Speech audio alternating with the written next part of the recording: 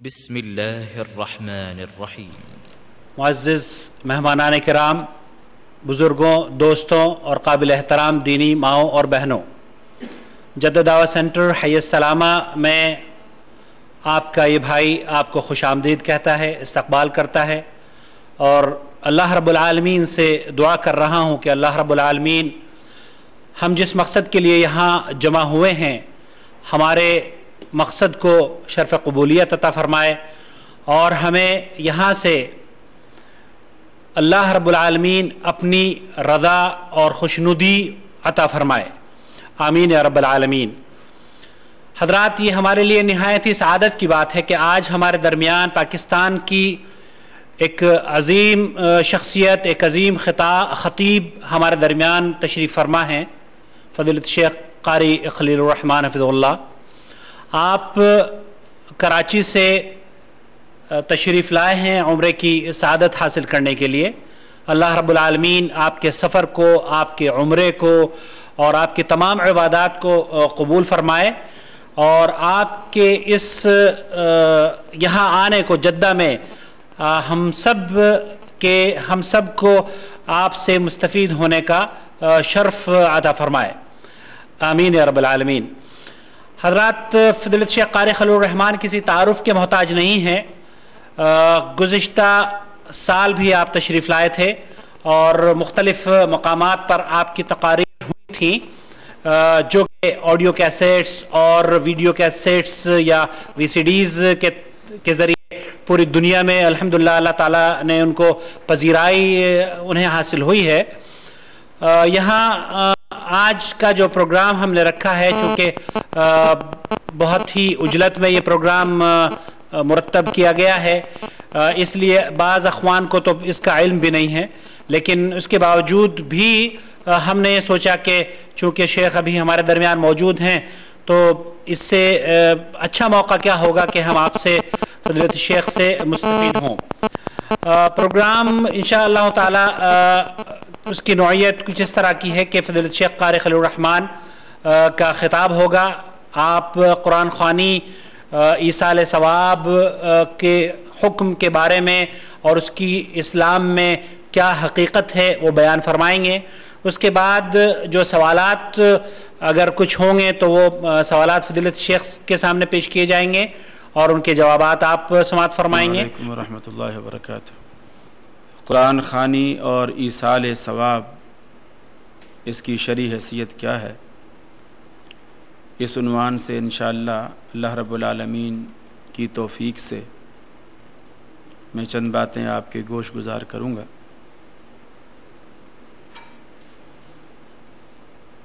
عوام الناس میں یہ بات معروف ہے کہ جو کام اچھا ہو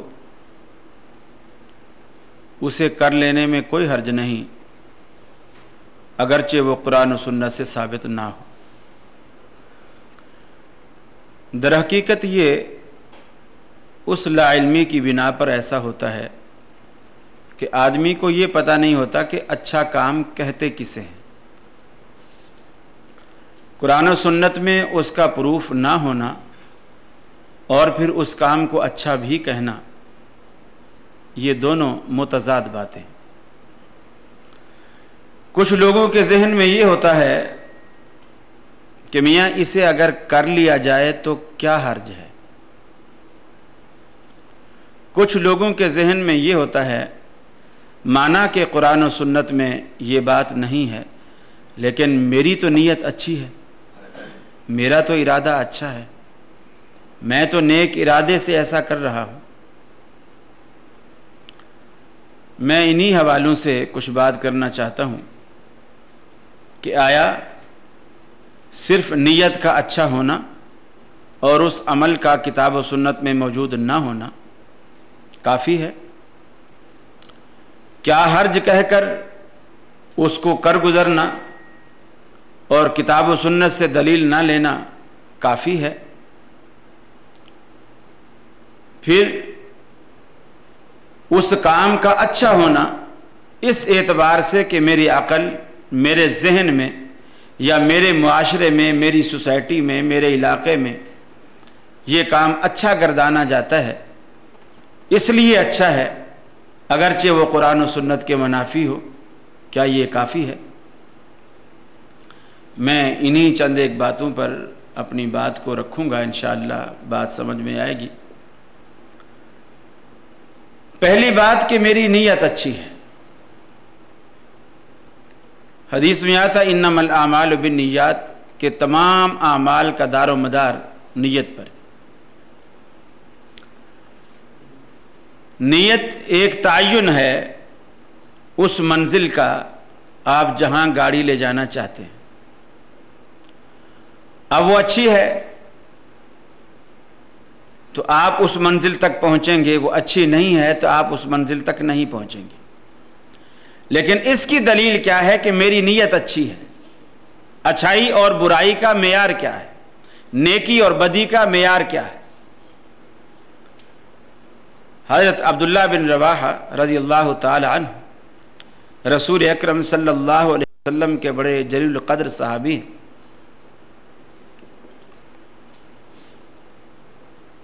جمعرات کا دن ہے، رحمت عالم صلی اللہ علیہ وسلم نے ایک لشکر ترتیب دیا۔ حضرت عبداللہ بن رواحہ رضی اللہ تعالی عنہ کو اس لشکر کا امیر بنایا۔ حکم یہ کیا کہ تم نے رات یہاں مدینے میں نہیں ٹھہرنا ہے، تم نے چلے جانا ہے،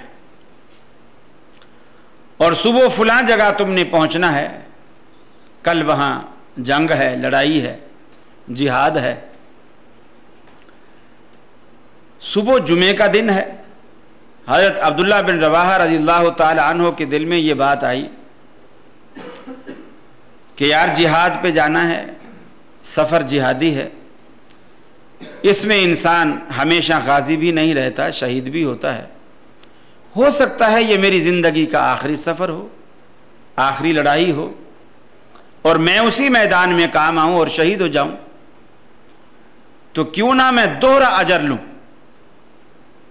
میرے پاس تیز رفتار سواری گھوڑا ہے جو اس وقت جنگوں میں بالکل اس کی وہی حیثیت تھی جو آج کل F-16 کی ہے، بڑی ضرورت کی چیز تھی۔ اس نے کہا میرے پاس بڑی تیز رفتار سواری ہے، میں اس پر سفر کروں گا تو اپنے لشکر کو راستے میں ہی جا لوں گا، اور جمعہ بھی رسول اللہ صلی اللہ علیہ وسلم کے پیچھے پڑھ لوں گا۔ جہاد سے بھاگ نہیں رہا، موت سے ڈر نہیں رہا، بلکہ شہادت کے جذبے سے سرشار ہے۔ نیت اس کی نیک ہے، نیت میں کوئی فتور نہیں۔ وہ دوہرا اجر یوں لینا چاہتا ہے کہ شہادت بھی پالوں اور زندگی کا آخری جمعہ رسول اللہ صلی اللہ علیہ وسلم کی اقتداء میں ادا فرما لوں۔ یہ دونوں نیتیں ہیں اور نیک نیتی ہیں۔ آپ نے جمعہ پڑھایا، رسول اللہ صلی اللہ علیہ وسلم کی نظر عبداللہ بن رواحہ پر پڑ گئی۔ آپ کو خیال آیا کہ میں نے تو اسے رات روانہ کیا تھا اور ہدایت کی تھی کہ تم نے نکل جانا ہے لشکر کے ساتھ، اور لشکر نے اس کی قیادت میں نکلنا تھا۔ رسول اللہ صلی اللہ علیہ وسلم نے سوال کیا، ما منعک ان تغدو مع اصحابک یا عبداللہ، اے عبداللہ تجھے کس چیز نے روکا ہے کہ تو صبح سویرے اپنے ساتھیوں کے ساتھ نہیں نکلا؟ اس کی کیا وجہ ہے؟ حضرت عبداللہ بن رواحہ رضی اللہ تعالی عنہ نے جو دل کی بات تھی ساری رکھ دی۔ یا رسول اللہ صلی اللہ علیہ وسلم میرے پاس تیز رفتار سواری ہے، باقی کوئی پیدل ہیں، کوئی اونٹوں پر ہیں، کوئی خچر پر ہیں، کوئی گدھے پر ہیں، میرے پاس تو گھوڑا ہے اور بڑا تیز رفتار گھوڑا ہے میرے پاس، میں ابھی بس جمعہ پڑھ کے بھی جاؤں گا تو ان کو راستے میں لے لوں گا۔ تو میں نے یہ سوچا کہ جمعہ آپ کے پیچھے پڑھ لوں۔ اب یہ کہنا کہ میری نیت چونکہ نیک ہے، اگرچہ وہ کام قرآن و سنت سے ثابت نہیں ہے، تو میری نیت چونکہ نیک ہے، اللہ رب العالمین مجھے اجر دے گا، یہ امید رکھنا یہ غلط ہے۔ اس لیے کہ جب حضرت عبداللہ بن رواحہ رضی اللہ تعالیٰ عنہ نے اپنی نیک نیتی رسول اللہ صلی اللہ علیہ وسلم کے سامنے کھول کر رکھ دی، آپ نے فرمایا اے عبداللہ آج کے بعد اگر تو ساری عمر بھی عمل کرتا رہے تو ان لوگوں کے رتبے اور درجے کو نہیں پا سکتا جو میرا حکم سنتے ہی چل پڑے۔ معلوم یہ ہوا کہ صرف نیت کا اچھا ہونا عمل کی قبولیت کی دلیل نہیں ہے. نیت کا اچھا ہونا اجر کو نہیں بڑھاتا، بلکہ عبداللہ بن رواحہ کا نیت کا اچھا ہونا عمل کے وزن کو گرا رہا ہے، اس لیے کہ رسول اللہ صلی اللہ علیہ وسلم کے فرمان کے خلاف ہے. نیت اچھی ہے لیکن رحمت عالم صلی اللہ علیہ وسلم کے حکم کے خلاف ہے، تو آپ کے عمل، آپ کے حکم، آپ کے قول، آپ کے فعل، آپ کی سنت کے خلاف کتنی بھی نیت اچھی ہو وہ اچھی نہیں ہوتی، کیونکہ جس اچھی نیت سے نیکی کا وزن کم ہو جائے وہ نیت اچھی کہلانے کا حق نہیں رکھتی. معلوم یہ ہوا کہ اچھائی اور برائی کا معیار ہمارا ذہن نہیں ہے. لوگ یہ سوچتے ہیں چونکہ ہمارے ذہن میں یہ بات اچھی ہے، ہمارے معاشرے میں یہ بات اچھی گردانی جاتی ہے، لہٰذا یہ چیز اچھی ہے. یہ ذہن پرستی ہے، یہ ذہن پرستی ہے، اور یہ بھی ایک شرک کے زمرے میں آتا ہے. میں آپ کو چھوٹی سی مثال دوں. رسول اللہ صلی اللہ علیہ وسلم میدان عرفات میں مغرب کا وقت ہو گیا اور آپ صلی اللہ علیہ وسلم نے قافلے کو، یہ حج کا موقع ہے، آپ نے قافلے کو حکم کیا کہ جلدی سے یہاں سے چلو. حضرت بلال سمجھے کہ رسول اللہ صلی اللہ علیہ وسلم مغرب کی نماز کو بھول گئے. الصلاۃ الصلاۃ یا رسول اللہ، الصلاۃ یا رسول اللہ. آپ نے فرمایا بلال الصلاۃ امامک، نماز تیرے آگے ہے، یعنی آگے چل کے پڑھیں گے، مزدلفہ میں جا کے پڑھیں گے. اب مزدلفہ میں جا کر مغرب کا وقت پورا نکل جاتا ہے، مغرب کا وقت پورا نکل جاتا ہے. رسول اللہ صلی اللہ علیہ وسلم نے وہاں جا کر پہلے مغرب ادا کی، پھر عشاء ادا کی. اب ہماری اصطلاح میں، علماء کی اصطلاح میں، مغرب کو قضا پڑھا گیا، عشاء اپنے وقت میں پڑھی گئی، مغرب کو قضا کیا گیا. ایک روایت میں آتا ہے جس شخص نے عمدن، جان بوجھ کر ایک نماز بھی قضا کی، اس کو دوزخ میں 70 ڈبکیاں، 70 غوطے دیے جائیں گے. رحمت عالم صلی اللہ علیہ وسلم کا فرمان ہے. اور یہاں اللہ کے رسول خود جان بوجھ کر اپنی بھی نماز قضا کر رہے ہیں اور صحابہ کرام کی نماز بھی قضا کرا رہے ہیں. اور آپ نے جان بوجھ کر وقت کے ہوتے ہوئے، وقت عرفات میں ہوتا ہے، اور آپ جان بوجھ کر اس نماز کو آگے جا کر کے لیٹ کرتے ہیں. جبکہ قرآن مجید میں اللہ رب العالمین کا فرمان یہ تھا کہ ان الصلاۃ کانت علی المؤمنین کتابا موقوتا، نماز مسلمانوں پر اپنے وقت میں فرض ہے، اپنے وقت میں فرض ہے. اب اگر کوئی صحابی یہاں اٹھ کر کھڑا ہو کر یہ کہتا اللہ کے رسول ٹھیک ہے، آپ صحابہ کرام کو اکٹھا کریں، ان کے قافلوں کے سامان اونٹوں پر لا دیں، ایک 3 رکعت نماز پڑھنے میں ٹائم ہی کتنا لگتا ہے، میرے پاس تو کوئی زیادہ سامان بھی نہیں ہے، میں فٹافٹ پڑھ لیتا ہوں. رسول اللہ صلی اللہ علیہ وسلم کیا فرماتے؟ من عصا محمدن فقد عصا اللہ، جس نے محمد صلی اللہ علیہ وسلم کی نافرمانی کی اس نے اللہ کی نافرمانی کی. گویا اب یہ جو عقیدت ہے، کسی کو نماز سے عقیدت ہے، کسی کو روزے سے عقیدت ہے، کسی کو زکوٰۃ سے عقیدت ہے، کسی کو یتیموں سے شفقت سے عقیدت ہے، یہ جو عقیدت کے بت ہیں، اسلام نے ہر جگہ عقیدت کے بتوں کو توڑا ہے. اب کسی کو نماز کی لت پڑ جاتی، ایک ہے نماز کو فریضہ سمجھ کر پڑھنا، ایک ہے نماز کی لت پڑ گئی. بہت سارے لوگ کہتے ہیں جی میں عشاء کی نماز نہ پڑھوں تو مجھے نیند ہی نہیں آتی، کروٹیں بدلتا رہتا ہوں، فکر رہتی ہے. یہ ایک یا تو فریضے کی وجہ سے کہ اللہ رب العالمین کا فریضہ ہے میں نے ادا نہیں کیا، اس خوف سے کرتا ہے، اچھی بات ہے. اور اگر اسے لت پڑ گئی ہے کہ بچپن سے عادت پڑی ہوئی ہے کہ نماز پڑھ کے سونا ہے اور اس لت میں پڑھ رہا ہے تو اسے کوئی فائدہ نہیں. اب اللہ رب العالمین نے یہاں عقیدت کے وہ سارے بت توڑے ہیں کہ اگر کوئی شخص مغرب کو مغرب کے وقت میں پڑھتا ہے، عشاء کو عشاء کے وقت میں پڑھتا ہے، لیکن اس وجہ سے پڑھتا ہے کہ اسے عادت ہی یہ ہے کہ اگر مغرب کے وقت پہ نہ پڑھے تو اسے کھانا ہی ہضم نہیں ہوتا. آج اللہ نے کہا کھانا تیرا ہضم ہو یا نہ ہو، میں مغرب تجھ سے لیٹ کروا کے رہوں گا. اس لیے کہ اسلام یہ بتانا چاہتا ہے کہ اسلام ہے کیا. تیری عقیدت کا نام، تیری چاہت کا نام، تیری پسند اور ناپسند کا نام اسلام نہیں ہے، بلکہ اسلام وہ ہے جو اللہ رب العالمین نے محمد الرسول اللہ صلی اللہ علیہ وسلم کے ذریعے آپ کے قول سے، آپ کے فعل سے، آپ کے عمل سے، آپ کی تقریر سے صحابہ کرام تک پہنچایا. وہ پورے کا پورا اسلام ہے. اور حج ایک ایسی عبادت ہے جس کے ذریعے اللہ رب العالمین نے عقیدت کے بے شمار بتوں کو پاش پاش کیا ہے۔ آپ اسی طرح مینا میں دیکھیں، حالانکہ رسول اللہ صلی اللہ علیہ وسلم کا فرمان ہے بیت اللہ کے اندر اگر کوئی شخص ایک نماز پڑھتا ہے اللہ رب العالمین کے ہاں اس کی گنتی 1,00,000 ہوتی ہے۔ بیت اللہ میں اگر کوئی شخص ایک نماز پڑھتا ہے اللہ کے ہاں اس کی گنتی 1,00,000 ہوتی ہے۔ لیکن 8 ذی الحجہ کو فجر کی نماز پڑھنے کے بعد حاجی سے اللہ رب العالمین کہتا ہے حرم چھوڑ دے، بیت اللہ چھوڑ دے، اور مینا کی جو فضیلت بیت اللہ کی حدیث میں بیان ہے مینا کی وہ فضیلت نہیں ہے کہ مینا میں جا کر نماز پڑھو گے تو وہاں 2,00,000 کا ثواب ہے، وہاں 1,50,000 کا ثواب ہے، کچھ بھی نہیں۔ حدیث میں مینا کی نماز کی فضیلت کا ذکر ہی نہیں ہے۔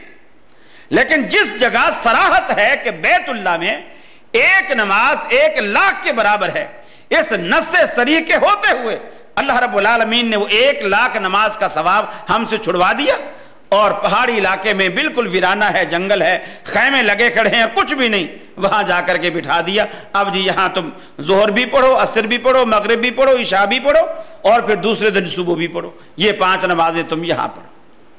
اب کوئی کہے الہ العالمین ہم تو پاکستان سے، ہم انڈیا سے، ہم بنگلہ دیش سے، ہم دور انڈونیشیا سے، پوری دنیا سے، ہم کہاں کہاں سے کرایہ بھر کر، خرچہ بھر کر، اتنا پیسہ لگا کر ہم یہاں آئے ہیں بیت اللہ میں 1,00,000 کا ثواب پانے کے لیے، اور تو نے ہمیں یہاں سے نکال دیا۔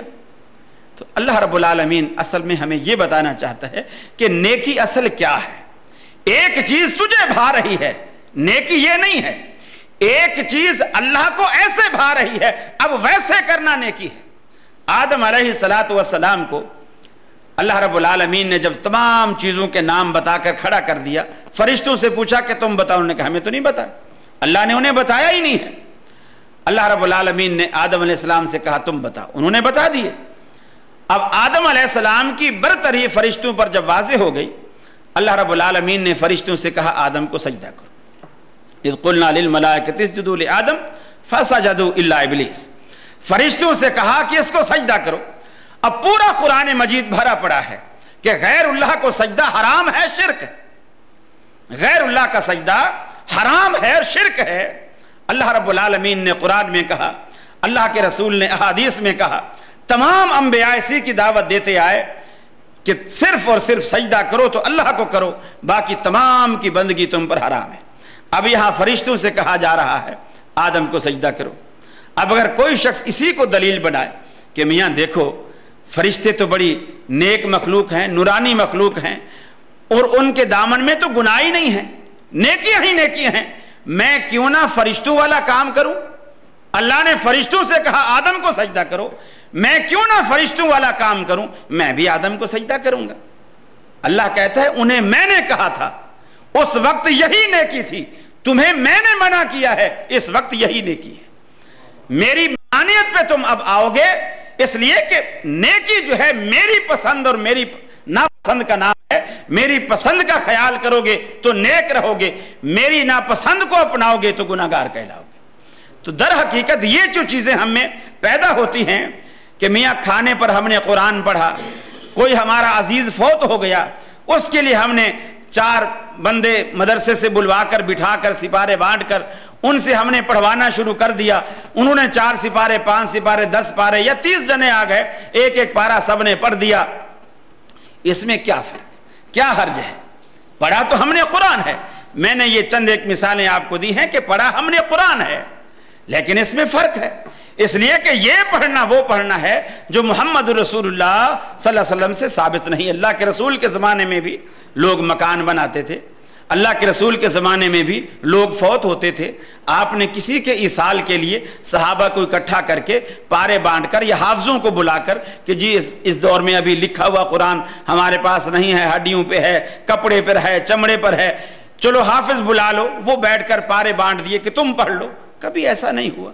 اللہ کے رسول کے دور میں یہ ساری چیزیں تھیں، یہ سارے لوازمات تھے، لیکن یہ طریقہ کار جو آج مسلمانوں نے اپنایا ہے، اللہ تبارک و تعالیٰ کے رسول کے دور میں یہ چیز نہیں اپنائی گئی تھی، اور بے شمار باتیں ہیں۔ دیکھیے رسول اللہ صلی اللہ علیہ وسلم نے بڑی وضاحت کے ساتھ فرمایا، کہ لا یؤمن احدکم، تم میں سے اس وقت تک کوئی شخص مسلمان نہیں ہو سکتا، مومن نہیں ہو سکتا، حتی اکون احب الیہ من والدہ و والدہ والناس اجمعین، جب تک کہ اسے میری ذات اس کے والدین سے، اس کے عزیز و اقارب سے، اس کے دوستوں سے، اس کی اپنی ذات سے سب سے زیادہ محبوب نہ ہو جائے۔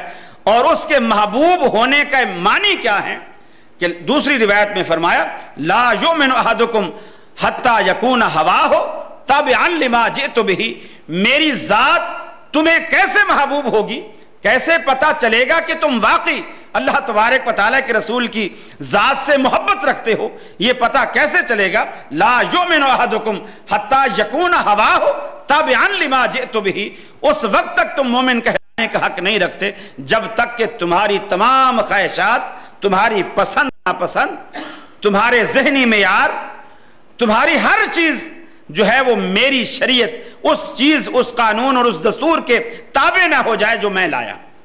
حتی یکون ہواہ تابعا لما جئت بہ، جو شریعت اور جو دستور، جو نظام حیات میں لے کر آیا ہوں کتاب و سنت کی شکل میں، جب تک کہ تمہارے تمام تر خیالات، تصورات اس کے تابع نہیں ہو جاتے، اس وقت تک تم مومن کہلانے کا حق ہی نہیں رکھتے۔ یہ اللہ رب العالمین نے بڑی وضاحت کے ساتھ اس چیزوں کو کھول کھول کر بیان کر دیا ہے۔ اگر کوئی سمجھے تو اللہ رب العالمین نے بڑی عبرت رکھی ہے ان باتوں میں، اور قرآن مجید میں اللہ رب العالمین نے یہی بات ہمیں کہی، فرمایا فَلْيَحْذَرِ الَّذِينَ يُخَالِفُونَ عَنْ أَمْرِهِ أَن تُصِيبَهُمْ فِتْنَةٌ أَوْ يُصِيبَهُمْ عَذَابٌ أَلِيمٌ، ڈرنا چاہیے ان لوگوں کو پیغمبر علیہ السلام کی مخالفت کرتے ہوئے۔ فَلْيَحْذَرِ الَّذِينَ يُخَالِفُونَ عَنْ أَمْرِهِ أَن تُصِيبَهُمْ فِتْنَةٌ أَوْ يُصِيبَهُمْ عَذَابٌ أَلِيمٌ، اگر تم پیغمبر علیہ السلام کی مخالفت کرو گے تو ممکن ہے رب العالمین تمہیں کسی دردناک عذاب میں مبتلا کر دے، او یصیبہم عذاب علیم، بڑی مصیبت میں ڈال دے یا دردناک عذاب میں ڈال دے پیغمبر علیہ السلام کی مخالفت سے۔ اللہ کے حبیب نے ایک اور مقام بھی فرمایا من اطاع محمدًا فقد اطاع اللہ، جس شخص نے محمد عربی صلی اللہ علیہ وسلم کی اطاعت کی، آپ کی پیروی کی، آپ کا کہا مانا، آپ کی بات مانی، فقد اطاع اللہ، اس نے گویا اللہ رب العالمین کی اطاعت کی، اللہ رب العالمین کی بات مانی۔ ومن عصى محمدا فقد عصى اللہ، اور جس شخص نے محمد صلی اللہ علیہ وسلم کی نافرمانی کی اس نے اللہ کی نافرمانی کی۔ ومحمد فرق بین الناس، اور محمد عربی لوگوں کے درمیان تفریق پیدا کرنے والے ہیں، کفر اور شرک کے درمیان، اسلام اور غیر اسلام کے درمیان۔ ومحمد فرق بین الناس، ایک کسوٹی ہے تمہارے درمیان، ایک پیمانہ ہے تمہارے درمیان، ایک معیار ہے تمہارے درمیان جس پر ہر چیز کو لا کر تم پرکھ سکتے ہو۔ جس لیے دنیا میں آپ کا اختلاف ہوتا ہے سنار کے ساتھ، میاں میں نے پیسے سونے کے دیے ہیں اور تو نے زیور پیتل کے بنا کے دیے ہیں، آپ لڑتے ہیں۔ میں نے پیسے سونے کے دیے ہیں اور تو نے زیور پیتل کے بنا کے دیے ہیں۔ اب وہ کہتا ہے کہ نہیں بھائی مجھ سے قسم کھلا لو، مسجد میں کھڑا کر لو، جیسے پاکستانی لوگوں کا طریقہ ہے، سر پہ قرآن رکھوا لو، جو مرضی کرا لو، میں نے سونا دیا ہے، سونے کے ہی زیور بنائے ہیں، میں نے پیتل شامل نہیں کیا۔ اب آپ کہتا نہیں یہ پیتل ہے، وہ کہتا نہیں یہ سونا ہے، اب آپ کا جھگڑا ہو گیا۔ اب کیا ساری عمر جھگڑتے رہیں گے؟ اس کے اختلاف کا کوئی طریقہ، اس اختلاف کو مٹانے کا اس کا حل کوئی نہیں ہے، صرف جھگڑتے ہی رہیں گے۔ اب دوسری دکان سے، تیسری دکان سے، مارکیٹ میں سے 10 سنارے اٹھ کے آ گئے، بھئی کیا بات ہے، ایک گھنٹہ ہو گیا تو میں ہو رہی، کیا بات ہے، کیوں لڑ رہے ہو؟ کہ جی میں نے اس کو پورے پیسے دیے ہیں سونے کے اور اس نے زیور بنا کے دیا ہے سارا پیتل کا ہے۔ اب وہ کہہ رہا ہے نہیں جی میں نے بالکل سونا لگایا ہے، ایک رتی برابر بھی اس میں ملاوٹ نہیں۔ اب وہ کہیں گے میاں کیوں جھگڑتے ہو، تو معاملہ آسان ہے۔ ان کی یہاں کالے رنگ کا پتھر ہوتا ہے جس کو وہ کسوٹی بولتے ہیں، ذرا سا اس پر گھسائیں گے، اس پہ سونے کا رنگ آئے گا، ایک قطرہ تیزاب کا ڈالیں گے، اگر تو وہ رنگ اڑ گیا، پیتل ہے، تانبا ہے، سلور ہے، جو مرضی اسے کہہ لو، اور اگر تیزاب کا قطرہ پڑنے کے بعد بھی ویسے کا ویسا ہے، یا بغیر تیزاب ڈالے بھی ان کو پہچان ہوتی ہے، آپ اس پہ اس کو رگڑتے ہیں، رگڑنے سے ان کے رنگت سے، چمک سے پتہ چل جاتا ہے، کسوٹی سے رگڑنے سے پتہ چل گیا کہ جی یہ معاملہ صحیح ہے یا غلط ہے، بتا دیں گے بھائی آپ غلط جھگڑ رہے ہو، اس نے زیور جو ہے صحیح بنایا ہے۔ اور اگر پتہ چل گیا تو بتائیں گے بھی بالکل دکاندار کا قصور ہے، اس میں تو 100% ملاوٹ ہے۔ اختلاف مٹ گیا۔ اب آپ کہتے ہیں جی مجھے بخار ہے، ڈاکٹر نے ہاتھ آپ کے نبض پہ ہاتھ رکھا، ڈاکٹر نے کہا جی بالکل یہ بہانہ بنائے کھڑا ہے، اس کو بخار نہیں، اس کو بالکل بخار نہیں ہے۔ اب ایسا ہوتا ہے، اسکولوں میں بچے پڑھتے ہیں، مدارس میں بچے پڑھتے ہیں، استاد جی چھٹی چاہیے، بھی کیوں کیا بات ہے؟ جی بخار آ رہا۔ اب وہ ایسے ہوشیار بچے تھوڑی دیر دھوپ میں بیٹھ جاتے ہیں، جسم تپ جاتا ہے، اس کے بعد فٹافٹ اندر دفتر میں آئے، جی میرا ہاتھ دیکھو بالکل بخار۔ اب استاد نے ہاتھ لگایا، واقعی وہ تو تپ رہا ہے، تو دھوپ سے آ رہا ہے، تپ رہا ہے، بڑا بخار ہے۔ میں نے آفس میں ایک چھوٹا سا 15-20 روپے کا وہ تھرمامیٹر لے کر رکھ لیا۔ اب بچہ جو آ رہا ہے، جی استاد جی چھٹی چاہیے، بھی کیوں چھٹی چاہیے؟ بخار ہے جی۔ میں نے میٹر لگا دیا، اب لگایا تو اس کا 98 سے بھی نیچے درجہ کھڑا ہوا ہے، تیرے کو کہاں بخار ہے؟ تو جھوٹ بول رہا ہے۔ اب اس نے جا کے دوسرے بچوں کو بھی بتا دیا کہ مدیر صاحب نے آفس میں تھرمامیٹر رکھا ہوا ہے، اب ان کو پتہ چل جاتا ہے۔ اب وہ جو بھی آ رہا ہے دوسرے دن، اب وہ تھرمامیٹر کا نہیں کہہ رہے، بخار کا نہیں کہہ رہے، استاد جی میرے پیٹ میں درد، میرے سر میں درد۔ اب پیٹ کے درد کو میٹر سے ہم کہاں سے چیک کریں؟ اختلاف مٹانے کا ایک حل ہے۔ مریض اور ڈاکٹر کے درمیان اختلاف ہوا، آپ نے تھرمامیٹر کو استعمال کیا، اختلاف ختم۔ مریض سچا ہے یا ڈاکٹر سچا ہے، اختلاف ختم۔ آپ نے کہا میں نے 6 میٹر کپڑے کے پیسے دیے ہیں، دکاندار نے کہا میں نے بھی 6 ہی میٹر کپڑا دیا ہے۔ آپ کہتے ہیں نہیں یہ 5.5 میٹر ہے۔ اب ساری عمر آپ لڑتے رہیں گے؟ نہیں، اس کا ایک طریقہ ہے کہ آپ نے وہ 1 میٹر کی جو دکانداروں کے ہاں گزی لوہے کی معروف ہوتی ہے، آپ نے کپڑے کو اس کے ساتھ ماپا، جب 6 دفعہ اس کے برابر پورا آ گیا تو اس کے معنی یہ ہے دکاندار سچا ہے، آپ کو غلطی لگی ہے۔ ہاں اگر 5 دفعہ پورا آیا اور 6ٹھی دفعہ اس کے آدھے تک آیا تو پھر آپ سچے ہیں اور دکاندار جھوٹا ہے۔ تو ہر چیز کے حل کے لیے اللہ رب العالمین نے کوئی نہ کوئی پیمانہ رکھا ہے۔ تو کیا دین جس پر ہماری دنیا، ہماری آخرت کا دار و مدار ہے، اس کے لیے اللہ نے کوئی پیمانہ نہیں رکھا کہ ہم ساری عمر اختلافات کی دلدل میں لڑتے رہیں، جھگڑتے رہیں اور دنیا کو یہ باور کرائیں کہ اختلاف امتی رحمتن، کہ رسول اللہ صلی اللہ علیہ وسلم نے فرمایا ہے میری امت کا اختلاف رحمت ہے۔ اگر اختلاف رحمت ہے تو پھر اتحاد اور اتفاق کو کیا نام دیں گے؟ اگر اختلاف کو رحمت کہیں گے تو اتحاد و اتفاق کو کیا نام دیں گے؟ اس کا بھی اللہ رب العالمین نے ایک پیمانہ رکھا ہے، وہ کیا ہے؟ وَمُحَمَّدٌ فَرْقٌ بَيْنَ النَّاسِ لَقَدْ كَانَ لَكُمْ فِي رَسُولِ اللَّهِ أُسْوَةٌ حَسَنَةٌ مَا آتَاكُمُ الرَّسُولُ فَخُذُوهُ وَمَا نَهَاكُمْ عَنْهُ فَانْتَهُوا۔ ایک بات، صحابہ کرام کو یہ باتیں اتنی رچی بسی ہوئی تھی۔ حضرت عبداللہ بن مسعود رضی اللہ تعالیٰ عنہ نے درس دیا اور درس میں آپ نے کہہ دیا کہ اللہ رب العالمین نے ان عورتوں پر لعنت کی ہے، یہ بات کتاب اللہ میں موجود ہے، ان عورتوں پر لعنت کی ہے جو اپنے چہرے کے بال نوچتی ہیں، جسم گدواتی ہیں، بھویں وغیرہ یہ نچواتی ہیں۔ ایک خاتون نے کھڑے ہو کر کہا اے عبداللہ تو نے یہ بات کتاب اللہ کی طرف منسوب کی ہے، میں نے کتاب اللہ کو پڑھا ہے اور کئی بار پڑھا ہے، یہ بات کتاب اللہ میں موجود نہیں ہے۔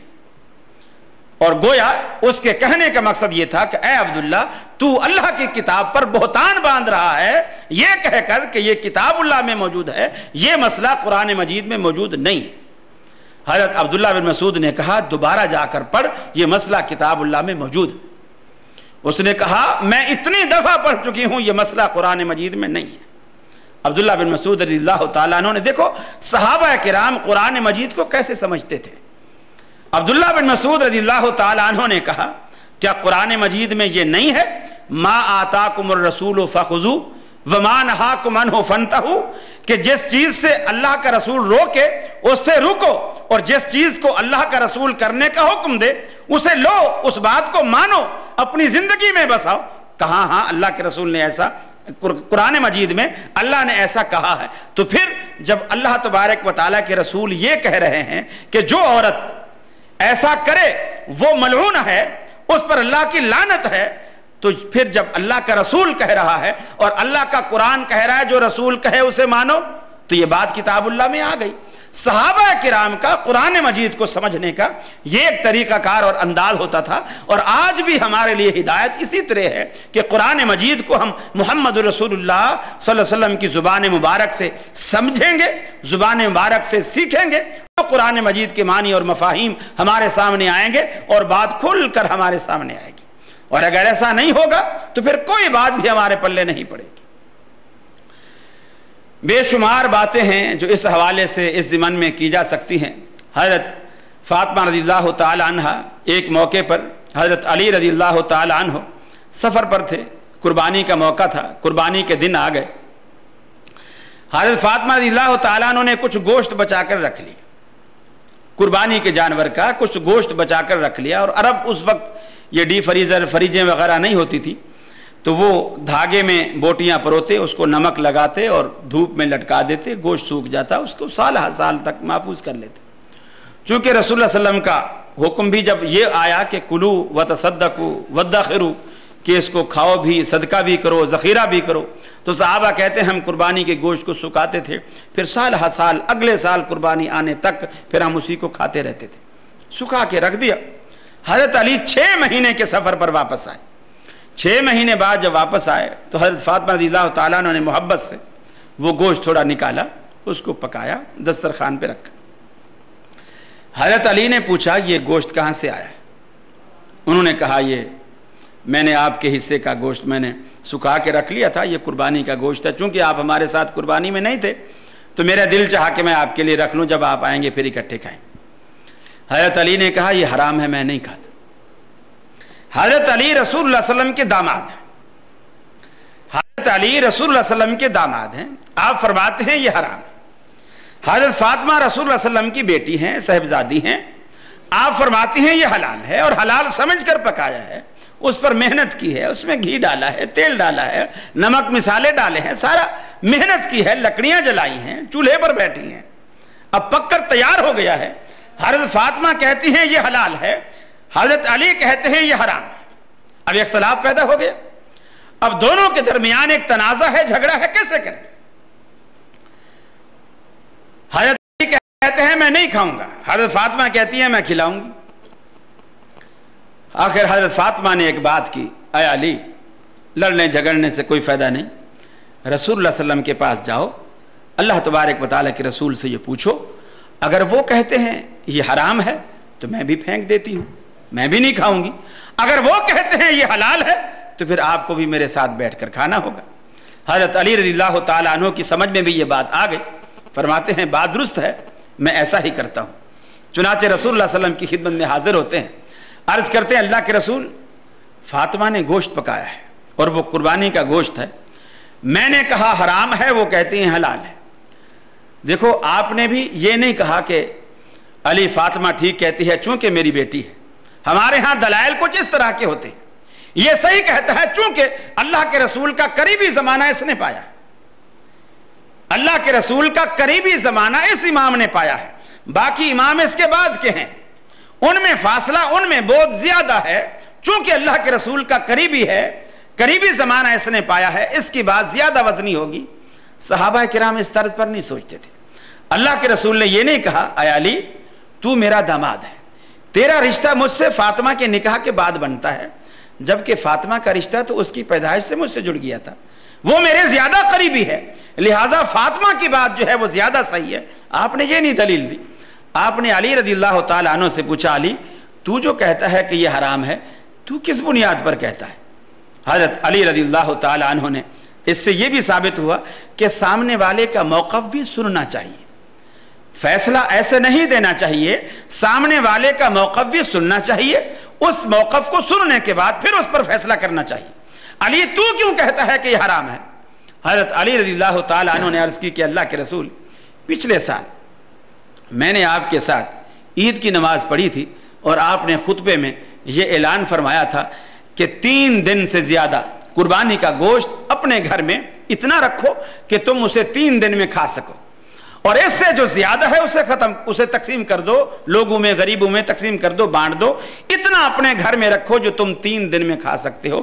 فاطمہ نے تو 6 مہینے سے رکھا ہوا، فاطمہ نے 6 مہینے سے رکھا ہوا ہے، میری یہی جنگ ہے کہ یہ آپ کے فرمان کے خلاف ہے۔ آپ کا حکم تھا 3 دن تک رکھنا، اور فاطمہ نے 6 مہینے سے سکھا کے رکھا ہوا ہے، آپ کے حکم کے خلاف ہے، لہٰذا میں اسے کھانے کو تیار نہیں۔ رسول اللہ صلی اللہ علیہ وسلم ارشاد فرماتے ہیں، اے علی، وہ میں نے پچھلے سال کہا تھا، اس سال تو سفر پر تھا، اس سال تو نے عید ہمارے ساتھ نہیں پڑھی، فاطمہ نے اس سال ہمارے ساتھ عید پڑھی ہے، اس سال جو میں نے خطبہ دیا ہے اس خطبے میں میں نے یہ ارشاد فرمایا ہے کہ آج کے بعد چونکہ مسلمان تھوڑے سے پیسے والے ہو گئے ہیں اور زیادہ تر لوگ قربانی کرنے لگے ہیں، اب وہ غربت پہلے والی نہیں رہی ہے، اب کلو وتصدقوا وادخروا، کہ تم اب کھاؤ بھی، صدقہ بھی کرو، یعنی تقسیم بھی کرو اور ذخیرہ بھی کرو۔ حضرت علی رضی اللہ تعالیٰ عنہ وہاں سے یہ حکم سننے کے بعد مسکراتے ہوئے گھر آئے۔ حضرت فاطمہ رضی اللہ تعالیٰ عنہ بھی مسکرا رہی ہیں، اے علی اب بتاؤ اسے پھینک دوں یا کھانا ہے؟ فرمایا، فاطمہ اب ہم دونوں مل کر کھائیں گے، اس لیے کہ اب تیری بات کی تائید محمد رسول اللہ صلی اللہ علیہ وسلم نے کر دی ہے۔ ہم کہتے ہیں لوگوں، ہمارا آپ سے کوئی اختلاف نہیں، قرآن خوانی ہو، محرم کی حلیم ہو، ربیع الاول کا حلوہ ہو، یا کوئی نظر و نیاز کی کوئی چیز ہو، یا کسی قبر کا چڑھاوا ہو، یا کسی مزار کا چڑھاوا ہو، یا کسی بت خانے کا کھانا ہو، ہم سارا کھانے کو تیار ہیں، بشرطے کہ اس کے پیچھے محمد الرسول اللہ صلی اللہ علیہ وسلم کی بات دکھا دو کہ اللہ کے رسول نے اس کے کھانے کا اذن دیا ہے، اسے اللہ کی قسم جس کے کھانے کا اذن محمد رسول اللہ نے دیا ہے اسے حرام کہنا ہی حرام ہے۔ ہمارا آپ سے کوئی اختلاف نہیں، ہر بات کے پیچھے آپ دلیل مانگے، دلیل لیں، اور دلیل قرآن و سنت ہی دلیل ہے، اس سے ہٹ کر تیسری کوئی چیز دلیل نہیں۔ صحابہ کرام کا یہی طرز عمل تھا۔ میں عرض کر رہا ہوں کہ کیا حرج ہے، اب یہ دوسری بات، نیت کا معاملہ الگ ہوا، اب یہ دوسری بات کہ اس کے کرنے میں کیا حرج ہے۔ قرآن خوانی ہے، یہ اکثر لوگ کہتے ہیں۔ اب جنازے کے بعد، یہاں تو مجھے معلوم نہیں ہے، پاکستان میں بڑا رواج ہے اور اس پر بڑے جھگڑے ہوتے ہیں، فلاں کا جنازہ ہوا اور جنازے کے بعد جب سلام پھر گیا، چارپائی رکھی، اس کے بعد مولوی صاحب نے ہاتھ اٹھائے، سب نے دائرہ بنایا، سب نے اس کے لیے دعا کی، پھر جنازے کو کندھے پر اٹھایا، 40 قدم گنتے رہیں گے، پھر 40 قدم پر پھر جنازہ رکھیں گے، پھر کھڑے ہو کر دعا مانگیں گے، اور جو نہیں مانگے گا کہیں گے دیکھو ان کے مردے تو ایسے مردود مرے ہیں، نہ فاتح نہ درود۔ حالانکہ اصحاب الحدیث جو ہیں وہ جنازے میں فاتحہ بھی پڑھتے ہیں، جنازے میں درود ابراہیمی بھی پڑھتے ہیں، ہماری میتوں کے جنازے فاتحہ سے بھی مزین ہیں، درود پاک سے بھی مزین ہیں، جنازے تو ان سے خالی ہیں، ان کے ہاں تو فاتحہ کا تصور ہی نہیں ہے سوائے قبر کے، کہ قبر پر فاتحہ پڑھی جائے، یعنی صرف اس لیے کہ جنازے میں چونکہ اللہ کے رسول کی سنت ہے اور ہم چونکہ اہل سنت ہیں، ہمیں تو سنت سے چڑ ہے، ہم چونکہ اہل سنت ہیں ہمیں تو سنت سے چڑ ہے۔ اہل سنت کے معنی یہ سمجھے ہیں لوگوں نے جو سنی سنائی پر عمل کرے۔ اہل سنت کے معنی لوگ سنی کے دو ہی معنی ہیں، سنی سنائی پر عمل کرے یا بالکل عقل اس کی سن ہو جائے، عقل اس کی سن ہو وہ سنی ہے۔ اب کوئی قرآن پیش کرے، حدیث پیش کرے، اس کے پلے کچھ نہیں پڑے گا کیونکہ یہ سنی ہے، اس کی عقل ہی سن ہے۔ اب پاؤں بیٹھے بیٹھے کسی کا سن ہو جاتا ہے، وہ کھڑا ہوتا ہے ایسا لگتا ہے اس پاؤں اس کا ساتھ ہی نہیں، پاؤں سن ہو گئی، تھوڑی دیر دباتا ہے کرتا ہے پھر اس میں جان آتی ہے، تو ان کی عقل ہی سن ہو گئی ہے، سنی ہو کر عقل سن ہو گئی ہے۔ جبکہ صحابہ کرام کا طرز عمل کیا تھا؟ اب میں عرض کر رہا تھا کہ کیا بات ہو رہی تھی؟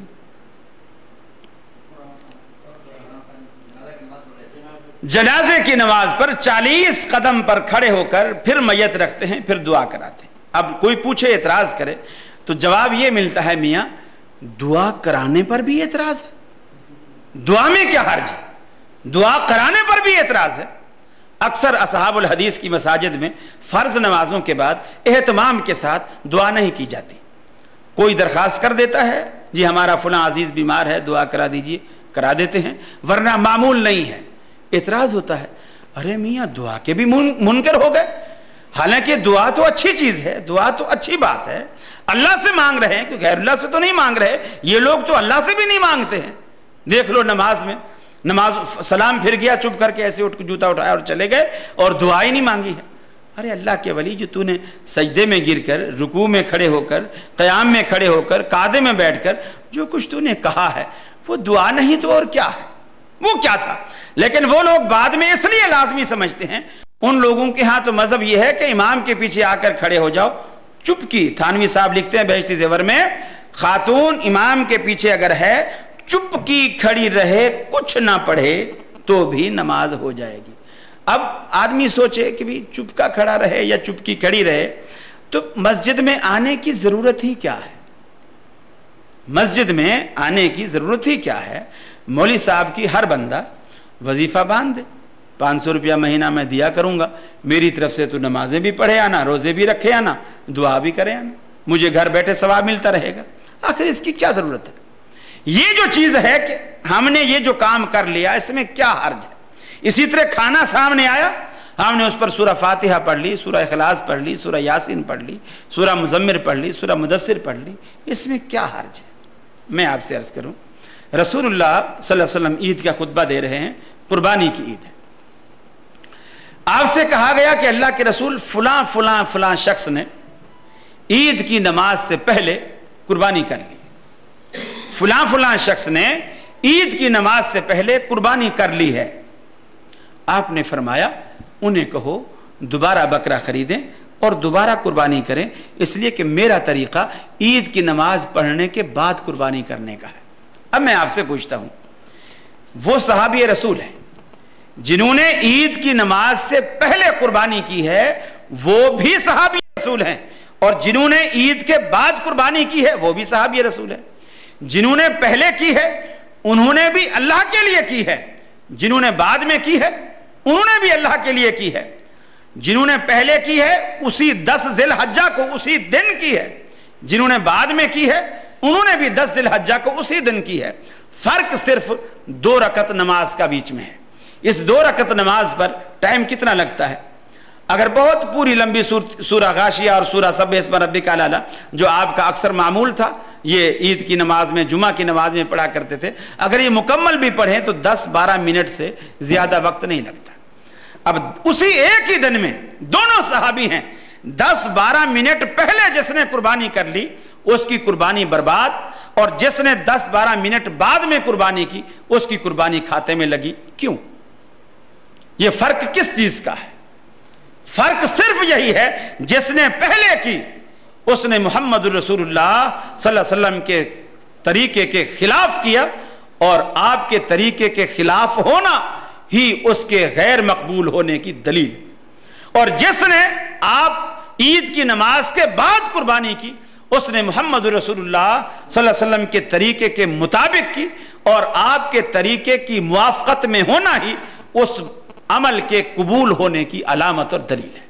آپ یہی کوشش کیجیے، آپ نے حکم بھی یہی کیا، نماز کے بارے میں بھی دیکھو آپ یہی حکم ہے، سلو کما رأیتمونی اصلی، نماز اسی طرح پڑھو جس طرح تم نے مجھے پڑھتے ہوئے دیکھا ہے.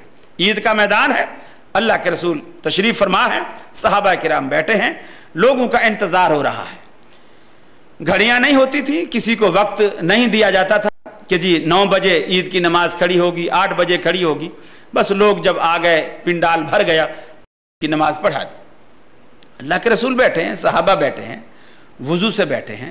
ایک صحابی کے دل میں خیال آیا کہ یار یہ عید کا دن جو ہے یہ بڑا مبارک دن ہے اور مسلمانوں کے لیے بڑا خوشی کا دن ہے، اور اس دن اللہ رب العالمین بھی اپنے بندوں سے راضی ہوا ہوتا ہے. چونکہ رمضان کے روزے رکھ کر بندہ جب عید کے دن آ بیٹھتا ہے تو وہ ایسے لگتا ہے جیسے پورا مہینہ اس نے مزدوری کی ہے اور آج اللہ کے دربار میں مزدوری لینے آیا بیٹھا ہے. تو تھوڑا سا اس نے بے صبری کا مظاہرہ کیا کہ میں کیوں نہ مزدوری تھوڑی سی پہلے لے لوں یا تھوڑی سی زیادہ لے لوں. کھڑے ہو کر اس نے اللہ اکبر کہہ کر نفل پڑھنے شروع کر دی. حضرت علی رضی اللہ تعالیٰ عنہ اٹھے، اسے کہا بھائی یہ تو نے کیا پڑھے ہیں؟ میں نے نفل پڑھے ہیں. کہا مجھے ڈر ہے، ترمذی کی حدیث ہے، کہا مجھے ڈر ہے کہ کہیں یہ نفل تجھے دوزخ میں نہ لے جائیں، کہیں یہ نفل تجھے دوزخ میں نہ لے جائیں. اس لیے کہ محمد رسول اللہ صلی اللہ علیہ وسلم کا جو طرز عمل ہے، آپ عید کے میدان میں آنے کے بعد نہ عید سے پہلے اور نہ عید کے بعد کوئی نفل نہیں پڑھتے تھے، تو اللہ کے رسول سے آگے بڑھتا ہے. لا تقدموا بین یدی اللہ ورسولہ، اللہ اور اس کے رسول سے آگے نکلنے کی، آگے بڑھنے کی کوشش نہ کرو. اب وہ نفل ہیں، صحابی رسول ہے پڑھنے والا، عید کا دن ہے، وضو سے پڑھ رہا ہے، قبلہ رخ پڑھ رہا ہے، اور اسی طریقے پر پڑھ رہا ہے جو رسول اللہ صلی اللہ علیہ وسلم کا طریقہ ہے.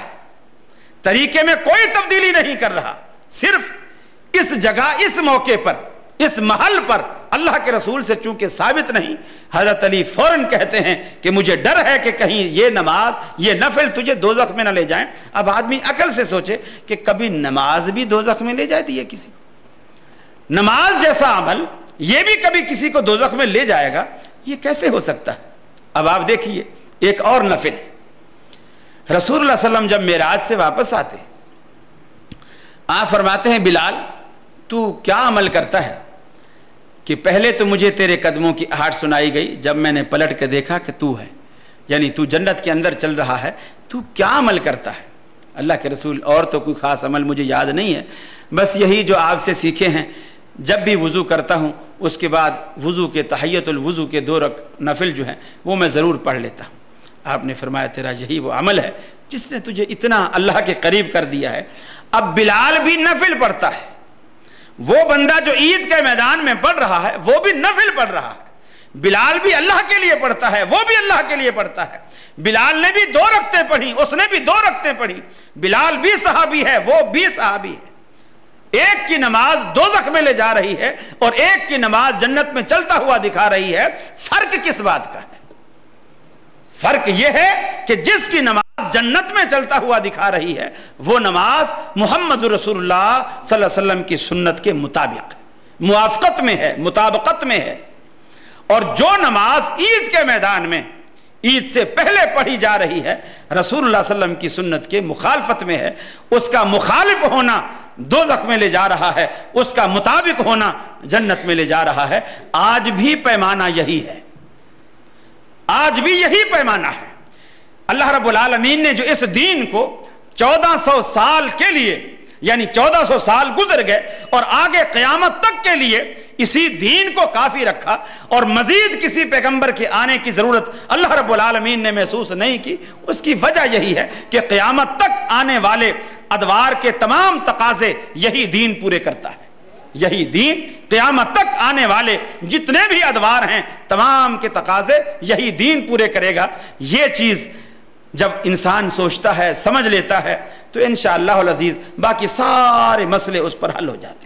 اب یہ ساری مثالیں سننے کے بعد اب یہ معاملہ بالکل آسانی سے آپ کی سمجھ میں آ سکتا ہے اور آپ بالکل اس نتیجے پر یقیناً میں سمجھتا ہوں کہ آپ پہنچ چکے ہوں گے، اگر نہیں تو انشاءاللہ پہنچ جائیں گے، کہ قرآن خوانی یہ جو ہم لوگوں کو بلا کر گھروں میں، دیکھو اول تو یہ اصطلاح قرآن خوانی کی جو اصطلاح ہے یہ ہوٹلوں اور بیکریوں کی اصطلاح ہے، یہ اسلام کی اصطلاح. جس بھی چیز کے ساتھ خوانی لگے نا، جیسے دسترخوان، باقر خوانی، آپ لوگ جانتے ہوں گے، ناشتہ کرتے ہوں گے باقر خوانی، اسی طرح قرآن خوانی. یہ خوانی کی جو چیزیں ہیں نا ان کا تعلق پیٹ سے ہے، اور یہ بیکری کے آئٹم ہیں، اسلام کے آئٹم نہیں ہیں میرے بھائیو. قرآن خوانی بھی بیکری کا آئٹم ہے.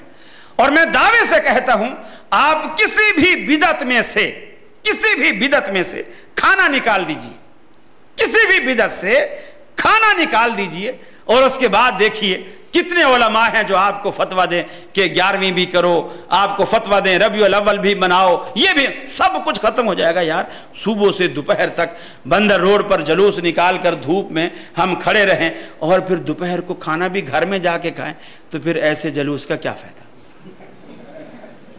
یہ ساری چیزیں خود بخود ختم ہو جائیں گی، خود بخود ختم ہو جائیں گی. ہر چیز کی جو اصل انتہا ہے، وہ اس کا نتیجہ ہے، وہ پیٹ پر ہی آ کر کے ختم ہوتا ہے. ہر بات کا نچوڑ پیٹ پر آ کر ختم ہوتا ہے. اور ایسی سچی بات ہے. اب یہ مثال کے طور پر آپ نے مولوی صاحب کے آگے کھانا رکھا، اب وہ ختم شریف، اب اس میں سے اگر خوشبو، جیسے کپڑے میں سے خوشبو آتی، خوشبو آئی، اس کو پتہ چلا یہ دار کو لہسن کا بھنگار لگا، اب وہ 3 دفعہ کلو والا پڑے گا، ہاں جی ختم ہو گیا لے جا. 3 دفعہ قل واللہ پڑھے گا، اس لیے کہ اندر دال کی خوشبو، اور دال مولویوں کی کوئی مرغوب غذا نہیں ہے۔ اس کے بعد دوسرے گھر سے دوسرا تھال آیا، وہ بھی ڈھکا ہوا ہے، لیکن اس میں سے تھوڑی سی بروسٹ کی خوشبو آ رہی ہے، تھوڑی سی دیسی گھی کا حلوے کو تڑکا لگا ہوا ہے، وہ خوشبو آ رہی ہے۔ اب وہ سورہ یاسین، سورہ ملک، سورہ مزمل، یہ اتنی ساری، یعنی جیسی ورائٹی ویسا قرآن اس کے اوپر پڑھا جائے گا، وہ اس کی جو حیثیت ہے وہ اس کو پوری دی جائے گی۔ اب اس کے اوپر یہ ساری چیزیں پڑھی جائیں گی، اس کے بعد وہ لے کر جائیں گے اور باقی دیگ میں ڈالیں گے، اس کو ملائیں گے، وہ کریں گے۔ میرے بھائیو، یہ چیزیں بالکل خرافات ہیں۔ مجھے اچھی طرح یاد ہے، ہم دیوبندیوں کے ہاں پڑھتے تھے، کسی کے ہاں فوتگی ہوتی، لوگ استاد جی کے پاس آتے اور آ کر کے کہتے استاد جی کوئی طالب علم ہمارے پاس 10-12 طالب علم بھیج دو، ہماری نانی فوت ہو گئی، ہم نے قرآن خوانی کروانی۔ کوئی آ کے کہتا کہ جی ہماری نانی دادا فوت ہو گئی، ہم نے آیت کریمہ کا ختم کروانا ہے، چلے جاتے تھے۔ اب مدرسے کا نظام ایسا تھا، آج کل تو ماشاءاللہ ایسا فینسی نظام ہو گیا ہے، باورچی مدارس کے اندر ہوتے ہیں، کھانے پینے کا انتظام اچھا ہوتا ہے۔ جب اس دور میں ایسا ہوتا تھا، یہ باورچی وغیرہ کا انتظام مدارس میں نہیں ہوتا تھا، بلکہ گھروں والے کھانا بھیجتے تھے، یا طالب علم گھر سے کھانا لے کر آ کر بڑے برتن میں سارا اکٹھا کرتے تھے، استاد جی اسے مکس کرتے تھے، اور مکس کر کے پھر اس کو بچوں کو حصہ بقدر جثہ کے تحت اس کو بانٹتے تھے۔ روٹیاں بھی گن کے دی جاتی تھی، بھی اس کا اتنا قد کاٹ ہے، اس کو 2 روٹیاں، اس کو 1.5 روٹی، اس کو آدھی روٹی، اس کو 1 روٹی، اس حساب سے۔ اب کبھی ایسا بھی ہوتا ہے چھوٹے کو بڑے سے زیادہ بھوک لگتی، تو ایسا بڑا یعنی ایک ہوتا تھا۔ اور یہ بھی کہ آپ نے دیکھا ہوگا مولویوں کی اکثر توندیں نکلی ہوئی ہوتی ہیں، گردنیں موٹی ہوتی ہیں۔ اس کی بھی ایک مین وجہ یہی ہوتی ہے کہ جب ہر گھر سے کسی سے گوشت، کسی سے دال، کسی کے ہاں سے ساگ، کسی کے ہاں سے سبزی، کسی کے ہاں سے کڑی، کسی کے ہاں سے کچھ، وہ ساری جب اتنے سارے وٹامنس ایک جگہ روزانہ اس کو ملیں گے تو گردنیں تو پھولیں گی۔ باقی آدمی گھر میں روزانہ جو کھاتا ہے ایک آدھ چیز، کتنا بھی مالدار ہو، زیادہ تر 2 چیزیں بنا لے گا۔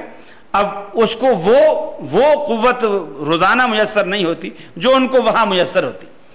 اب ہم بڑا انتظار کیا کرتے تھے کہ یار کوئی دعوت شاوت آئے اور کہیں کوئی بلاوا آئے، وہاں ہم جائیں، تاکہ ایک چیز کھانے کو دل چاہتا تھا کہ یہ مکس روز مکس کھاتے ہیں، کوئی ایک چیز ملے، آلو ملے، بھلے گوشت ملے، دال ملے، ایک چیز ملے۔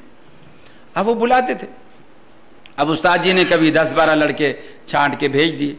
اب اگر وہ آیت کریمہ کا ختم ہے تو وہ گٹھلیاں ہوتی تھیں گھسی پٹی، اب وہ تھیلی بھری ہوتی تھی، کیا ہے جی 1.25 لاکھ گٹھلیاں ہیں، وہ بھی بغل میں ڈالی اور چلے جا رہے ہیں۔ اب وہاں سفید چادر بچھائی اور اس کے اوپر گٹھلیاں ڈال دی۔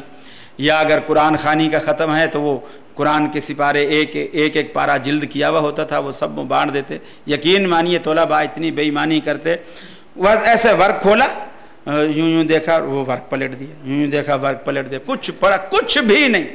اچھا اب گٹھلیاں پڑھ رہے ہیں، اب ایک گٹھلی ڈالی اور اس پہ جی پورا لا الہ الا انت سبحانک انی کنت من الظالمین، اب اتنی دیر لگ رہی ہے ایک گٹھلی پہ۔ یا کسی نے کہا جی درود کا ختم کرانا ہے، اب اللہم صلی اللہ پورا اتنا لمبا درود ہے، بڑی دیر لگ رہی ہے۔ اب صبح بیٹھے ہیں 8 بجے سے بیٹھے ہیں، 11 بج گئے ہیں، ابھی تک سمجھو آدھی ڈھیری بھی نہیں۔ بڑی پریشانی کہ یار یہ تو 4 بج جائیں گے، یہ تو مدرسے سے زیادہ مہنگا کھانا پڑا ہمیں یہاں تو اب ہم اسے گھر والے سے کہتے ہیں کہ بھائی یار پیاس ویاس لگی ہے، تھوڑا سا پانی وانی لا، چونکہ وہ بھی ساتھ بیٹھ کے پڑھتا تھا۔ اب وہ پانی وانی لینے کے لیے گھر میں چلا گیا۔ بچے کیا کرتے، ایسے چلو بھرا، اللہم صلی علی محمد، اللہم صلی علی محمد۔ اب وہ جو ایک گٹھلی اٹھا رہے تھے، اب وہ سارا چلو بھر کے، اب وہ جیسے پانی لے کر آئے، ڈھیری ختم۔ استاد جی بھی ساتھ، جو ہمارے بڑے مانیٹر ہوتے، کبھی کوئی استاد ساتھ ہوتا، ماشاءاللہ جی بچوں نے بڑی ہمت کی، چلو جی دسترخوان لگاؤ جی، اللہ قبول کرے جی، یہ کرے جی، وہ کرے جی۔ اس کے بعد وہ کچھ بچوں کی جیب خرچ کے طور پر بھی 5 روپے، 2 روپے، 4 روپے بچوں کو جو خوش کرنے کے لیے وہ دے دیتے تھے۔ یقین مانیے اگر انہوں نے کھانا اچھا کھلایا ہوتا اور پیسے بھی زیادہ دیے ہوتے، ہم سارا راستہ یہی دعا کرتے، اللہ کرے ان کا کوئی اور مرے، اللہ کرے ان کا کوئی اور مرے۔ میرے بھائیو، پیسہ بھی لٹاتے ہیں، خرچ بھی کرتے ہیں، اور بجائے دعا کے بد دعا لیتے ہیں۔ یہ ثمرہ ہے خلاف سنت کام کرنے کا۔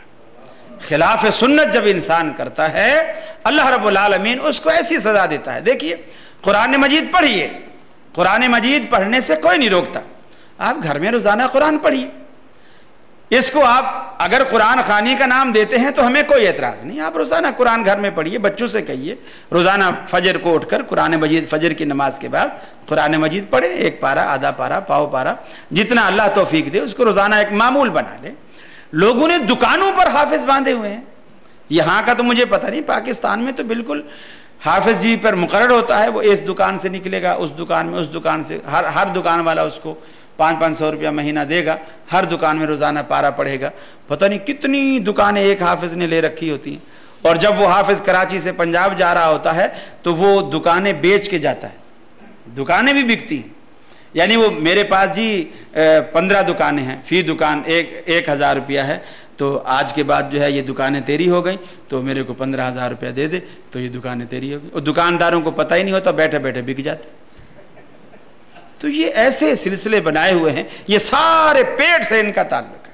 اب جہاں تک ایصال کا تعلق ہے کہ اس کے قرآن مجید پڑھ کر, کھانے پر پڑھ کر, یا گھر میں بانٹ کر ویسے پڑھا کر, یا گھسی پٹی گٹھلیوں پر کچھ پڑھوا کر ہم اس کو ایصال کرنا چاہیں, تو کیا یہ ممکن ہے کہ اس کا ثواب آگے جاتا ہو؟ رسول اللہ صلی اللہ علیہ وسلم نے فرمایا, مسلم کی روایت ہے, اذا مات الانسان انقطع عملہ, جب انسان مر جاتا ہے, دنیا سے رخصت ہوتا ہے, اس کے عمل کے سارے دروازے بند ہو جاتے ہیں, اس کے عمل کے سارے دروازے بند ہو جاتے ہیں, الا من ثلاث, صرف 3 چیزیں ہیں جو باقی رہتی ہیں.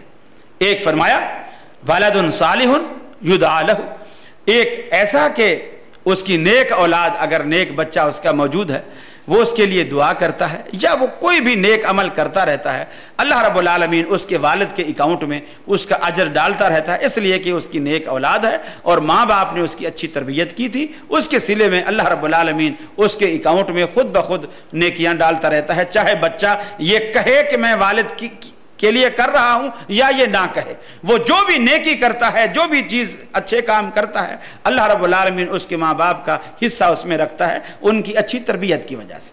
دوسرا فرمایا او علم ينتفع به, یا ایسا علم, کوئی عالم ہے, کتابیں لکھ گیا ہے, تقریریں کر گیا ہے, ایسی کتابیں چھوڑ گیا ہے, ایسے شاگرد چھوڑ گیا ہے جو اس کے بعد لوگوں کو اسی طرح دین کا علم پھر پھیلا رہے ہیں, قرآن کی تعلیم دے رہے ہیں, جو اس نے اپنے شاگردوں کو دی تھی وہ شاگرد آگے دوسروں کو دے رہے ہیں. تو یہ ان کا ثواب, ان کا اجر بھی جتنا اس نیکی کرنے والے کو ثواب ملے گا, جس نے الداعی الی الخیر کفاعلہ, جس نے اس کو نیکی کے راستے پر لگایا ہے, اس کے کھاتے میں بھی اتنا ہی اجر اللہ رب العالمین ڈالے گا, یہ اس کو ملتا رہے گا. ایک فرمایا صدقۃ جاریۃ, تیسری چیز جو ہے وہ فرمایا صدقہ جاریہ ہے. ایسا جو آدمی اپنی زندگی میں, مثلا آپ نے کہیں مسجد بنا دی اور آپ دنیا سے رخصت ہو گئے, مسجد قائم ہے, لوگ اس میں نمازیں پڑھتے ہیں, قرآن پڑھتے ہیں, اب جب تک وہ مسجد قائم رہے گی آپ کے نامہ اعمال میں اس کا اجر, اس کا ثواب, سارے نمازی روزانہ جتنے آتے ہیں اس کا ثواب آپ کے نامہ اعمال میں ملتا رہے گا. یہ 3 طریقے ہیں. کچھ چیزیں ایسی ہیں جیسے حج ہے, اللہ کے رسول نے فرمایا حج بدل ہو سکتا ہے, اسی طرح عمرہ ہو سکتا ہے, اسی طرح قربانی ہو سکتی ہے.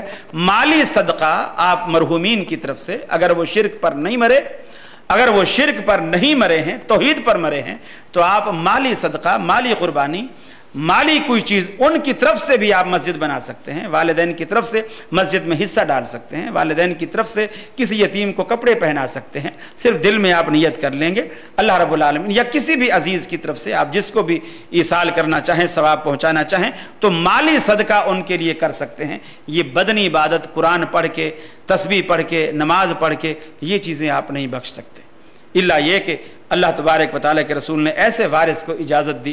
کسی کے روزے رہتے تھے, اس نے کہا اللہ کے رسول وہ فوت ہو گئے, ان کے روزے رہتے ہیں, آپ نے فرمایا تو اس کی طرف سے رکھ لے. ایسی صورت اگر ہے تو وہ جائز ہے. باقی بدنی عبادت کا ثواب جہاں اللہ کے رسول سے ثابت نہیں ہے وہاں ایصال کرنا بالکل غلط ہے. اللہ رب العالمین کے ہاں اس طرح کا کوئی بندوبست نہیں ہے. آپ اس کی اولاد اگر نیک کام کرے گی, یا وہ خود صدقہ جاریہ کے طور پر کچھ کر گیا ہے, یا وہ علم نفع بخش پھیلا گیا ہے, تو اس کا ثواب اس کو مرنے کے بعد ملتا رہے گا. باقی کوئی چیز نہیں, چونکہ اللہ کے پیغمبر نے فرمایا ان قطع عملہ الا من ثلاث, آپ نے یہ کہہ دیا اور نص صریح موجود ہے، اس لیے میرے معلومات کے مطابق یہ جو قرآن خوانی اور ایصال ثواب ہے یہ چیزیں خلاف شرع ہیں، اسے بدعت کے حکم میں مانا جا سکتا ہے اور بدعت کے زمرے میں آتی ہیں اور سنت کے بالکل منافی ہیں، اسے ہمیں بچنا چاہیے اس سے، اور دوسرے لوگوں کو بھی ترغیب دینی چاہیے کہ وہ بھی اس سے بچیں۔ امید ہے ہم اصلی اہل سنت ہیں۔ اصلی اہل سنت اسے کہتے ہیں کہ نبی کریم صلی اللہ علیہ وسلم کے قول سے، آپ کے فعل سے، آپ کی تقریر سے محبت کرنے والا ہو، نہ صرف دعوے کی حد تک بلکہ اپنی زندگی میں اسے رچا بسا رکھنے والا ہو، وہ شخص اہل سنت ہے۔ اگر ان میں سے بھی جو سنی کہلاتے ہیں ان میں سے بھی یہی مزاج اور یہی طبیعت اور یہی جذبہ اپنا لیں تو وہ بھی اصلی اہل سنت ہے۔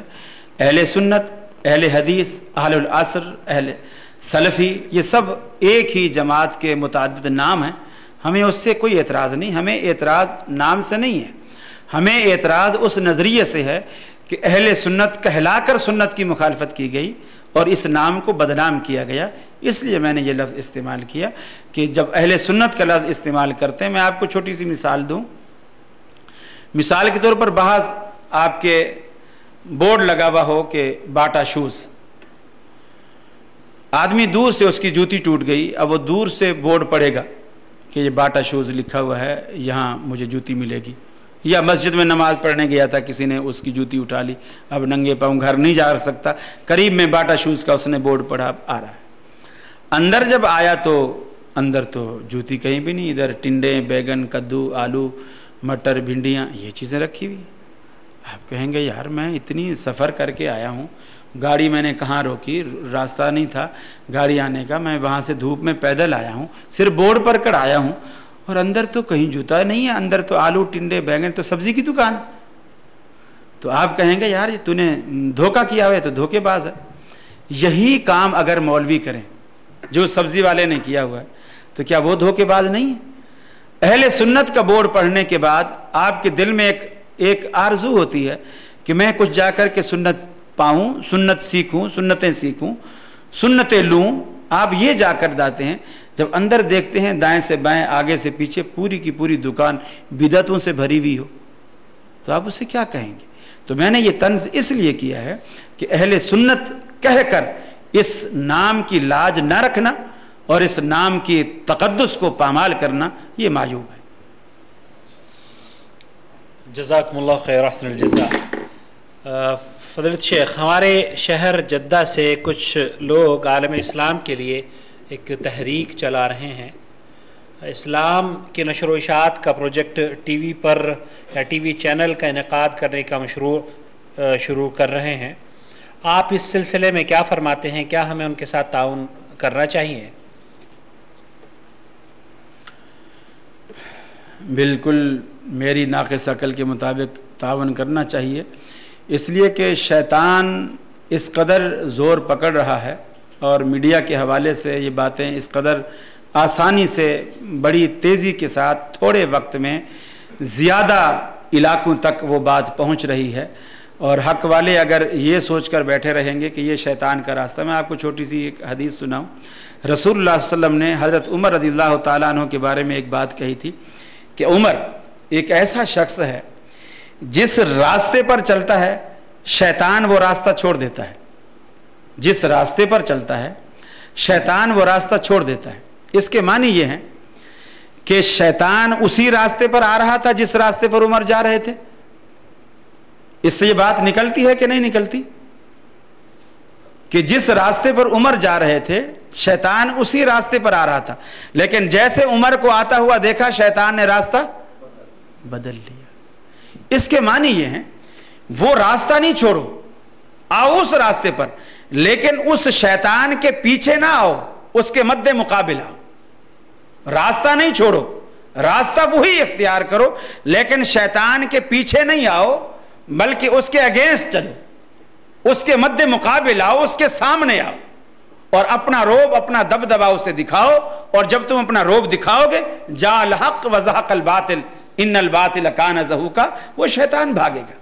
یہ نہیں کہا کہ شیطان کے راستے کو دیکھ کر عمر راہ بدل لیتا ہے، یہ نہیں کہا، اگر یہ کہتے تو پھر فریق مخالف کی دلیل تھی. دیکھو عمر جس راستے پر شیطان آ جائے مومن اس راستے پر نہیں جاتا، بلکہ آپ نے فرمایا عمر جاتا ہی اسی راستے پر ہے تاکہ شیطان کو وہ راستہ چھڑوا دے. آپ یہ کہیں یہ چینلز ہیں ہی ہمارے، اللہ نے یہ نعمتیں رکھی ہمارے لیے ہیں تاکہ شیطان یہاں سے بھاگ جائے. اب شیطان دندنا رہا ہے، اہل حق آگے آئیں گے. اور میں نے شاید پچھلی نشست میں جو عبداللہ بن باز حال میں ہوا تھا میں نے کافی تفصیل سے بات کی تھی. اب یہ پروگرام بھی چونکہ کھڑے کھڑے ہو رہا ہے، وہ ذرا بیٹھے بیٹھے تھا، تھوڑا سا تھک بھی گیا ہوں میں، اس لیے زیادہ ڈیٹیل تو نہیں کر سکتا. البتہ اسلام کا مزاج یہ رہا ہے کہ جس بھی دور میں کفر جس راستے سے آیا ہے اسلام نے اسی راستے سے اس کو مار دی ہے، وہی چیز استعمال کی ہے. میں آپ کو ایک مثال، فرعون جادوگروں کے بیس پر، جادوگروں کے زور پر فرعون جو ہے وہ دندناتا تھا، کرتب دکھاتا تھا اور لوگوں سے کہتا تھا یہ دیکھو میری قدرت کا کمال ہے، میری قدرت کا کرشمہ ہے، لہٰذا مجھے مانو. اللہ رب العالمین نے اس کے مقابلے میں موسیٰ علیہ السلام کو بھیجا. اب جب موسیٰ علیہ السلام کو بھیجا، حالانکہ موسیٰ علیہ السلام کے پاس اور بھی معجزے تھے، ید بیضا ہے، آپ ہاتھ ڈالتے اور اس کو نکالتے تو بالکل سورج کی طرح روشن ہوتا، یہ بھی معجزات تھے. آپ کے پاس ایک ایسی لاٹھی تھی، اس کو پتھر پہ مارتے فنفجرت من حسنتا عشرۃ عینا، اس سے پانی کے چشمے جاری ہو پڑتے. وہی لاٹھی آپ نے دریا پہ ماری تو دریا میں فوج کے لیے راستے بن گئے، پانی ادھر ادھر پہاڑوں کی شکل میں کھڑا ہو گیا. لیکن چونکہ فرعون کی دربار میں فرعونیوں نے جو اپنے کرتب دکھائے وہ یہ تھے کہ انہوں نے رسیاں ڈالیں اور لوگوں کی نظر پر یہ دھوکہ کیا کہ وہ سانپ نظر آئے، اور جو مجمع وہاں دیکھ رہا تھا ان کو ایسا لگا کہ یہ سانپ پھر رہے ہیں. اب اللہ رب العالمین نے یہ نہیں کہا جادو حرام ہے، کفر ہے، یہ وہ ہے، میں پیغمبر کو اس طرح کا مقابلہ نہیں کرنے دوں گا، کفر کے مقابلے میں پیغمبر آئے، ایسا نہیں. یا اللہ نے موسیٰ علیہ السلام سے کہا کہ اب ان کو کہہ دو تم جادوگر ہو، کافر ہو، لہذا تمہاری کوئی دلیل نہیں مانی جائے، نہیں. اللہ نے موسیٰ علیہ السلام کو ان جادوگروں کے مقابلے میں ویسی ہی چیز دی. انہوں نے رسیاں ڈال کر سانپ بنایا، موسیٰ علیہ السلام نے لاٹھی ڈال کر سانپ بنا دی. چیز وہی، جیسی چیز وہ لائے ہیں ویسی چیز پیغمبر علیہ السلام پیش کر رہا ہے. اب موسیٰ علیہ السلام کا ڈنڈا ذرا بڑا تھا، سانپ ذرا تکڑا بن گیا. پھر موسیٰ علیہ السلام کو اللہ کی تائید حاصل تھی اس لیے بھی تکڑا بن گیا اور ان کے سانپوں کو سارا کھانے لگ گیا.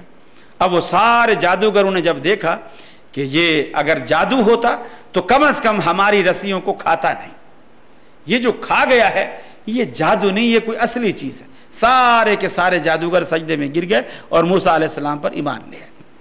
کب؟ جب موسیٰ علیہ السلام نے ویسا ہی ہتھیار ان کو پیش کیا جیسی چیز وہ لائے تھے. تو میرے بھائیو، شیطان جس راستے سے آ رہا ہے عمر کی طرح وہ راستے اس کے مد مقابل، اس کی پیروی میں نہیں، اس کے سامنے آ کر وہ راستے اختیار کرو اور وہ روب اور وہ دلائل اور کتاب و سنت کے وہ براہین پیش کرو تاکہ ابلیس وہ راستہ چھوڑ دے اور آپ کے لیے سارے راستے ہموار ہو جائیں. اور یہ میں سمجھتا ہوں اتنا مؤثر ذریعہ ہے. اب آپ دیکھیں یہ جو لڑکے نظر آتے ہیں بالکل وہ چٹیا عورتوں کی طرح بنائے ہوئے، اس میں پونی بھی لگائے ہوئے، ربڑ بھی باندھا ہوا ہے اور گچھا سا پیچھے جیسے وہ مرغ کی دم ہوتی ہے ایسے وہ پیچھے سے لٹکایا ہوا ہوتا. اب اگر خطیب ایک ممبر پر کھڑا ہو کر ان کو خطبے میں 10 دن بھی کہتا رہے نا میاں یہ حرام ہے اور یہ عورتوں کی مشابہت ہے، اللہ کے رسول نے مردوں کو لعنت کی ہے جو عورتوں کی مشابہت کرے، ان عورتوں کو لعنت کی ہے جو مردوں کی مشابہت کریں، لوگ کہتے ہیں مولویوں کی عادت ہے، مولویوں کی عادت ہے، ایسے کہتے رہتے ہیں. اب یہ جو چٹیا بنائی ہوئی ہے یہ کہاں سے سیکھے؟ یہ ان چینلوں سے سیکھے. جو دیکھتے ہیں یہ اتنا مؤثر ہے، وہ یہ نہیں دیکھتے میں عربی ہوں، میں عجمی ہوں، میں یمنی ہوں، میں مصری ہوں، یہ انگریز کا کلچر ہے، نہیں. چونکہ ٹی وی میں آیا ہے، چونکہ ٹی وی میں آ رہا ہے، لہٰذا یہ کوئی ورائٹی ہے، یہ کوئی چیز ہے. یعنی لوگوں کے ہاں دلیل یہ بن چکی ہے کہ جو چیز ٹی وی میں آ جائے وہ اتھینٹک ہے. بے شمار باتیں لوگ کرتے ہیں، ارے میاں یہ تو قرآن حدیث میں نہیں ہے، ارے میاں پرسوں ٹی وی پہ میں نے خطاب سنا ہے مولوی صاحب کا، یہ ٹی وی پہ ایسے کوئی ایرے خیرے تھوڑی آ جاتے ہیں، بڑے بڑے وہ علامہ فہامہ ہوتے ہیں، بڑی سندیں ہوتی ہیں ان کے پاس، اور ٹی وی والے چھان بین کر کے ایک تکڑا آدمی لاتے ہیں. تو ایسے اب ایک صاحب کہنے لگے جی حضرت بلال رضی اللہ تعالیٰ عنہ نے ایک دفعہ اذان نہیں دی تھی تو سورج ہی نہیں نکلا تھا.